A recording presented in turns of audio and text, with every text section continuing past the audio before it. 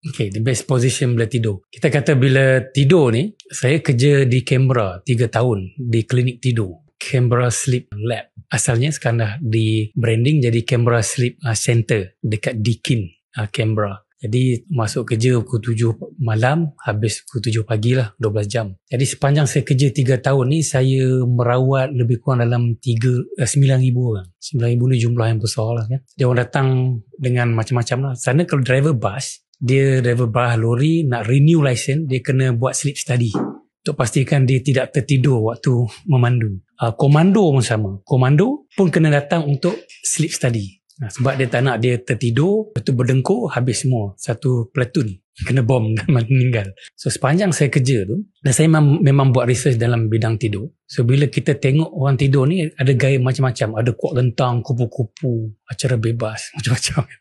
So, dan saya monitor oxygen level, brain wave dan sebagainya. Jadi daripada monitor screen kita tahu orang tu berubah position ataupun tak. Dan kalau dia berlaku penurunan oksigen dalam sistem dia dan dia berhenti bernafas, lepas seminit kita akan masuk dan kejutkan dia. Sebab 3 minit tak bernafas, dia sayonara.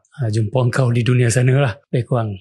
Jadi sepanjang bila saya merawat dan based on the clinical studies dan juga research yang orang buat, bila kita duduk dalam position meniarap, orang tidur macam Superman tu, that's the worst position. Tapi ramai orang tidur macam tu, tak perasan kan? Tidur dalam keadaan meniarap macam tu. Ada tidur terlentang. Tidur terlentang, semua orang tidur terlentang asalnya. Kita diajar untuk tidur terlentang. Tidur terlentang tu kita akan dengar bunyi yang macam-macam. Bunyi orang berdengkur lah, engine, boat lah, macam-macam kan, bunyi bas, lori semua keluar. Sebab bila kita tidur ni berdengkur, bila kita tidur, soft palate kita ni jatuh. Sebab faktor gravity. Lidah kita juga akan tenggelam. Jadi dia tutup kita punya airways. Bila tutup kita punya airways ni, kita cuba nak bernafas, berlaku geseran, getaran tu. Tu yang keluar bunyi motor, Vespa semua tu. So dalam konteks orang ni boleh tidur the best position dalam konteks oksigen dalam badan dia banyak. Kita perlukan 96% of oksigen untuk tidur tu, 4% adalah carbon dioxide. So dia boleh naik 90 lebih ni bila tidur dalam position sebelah kanan,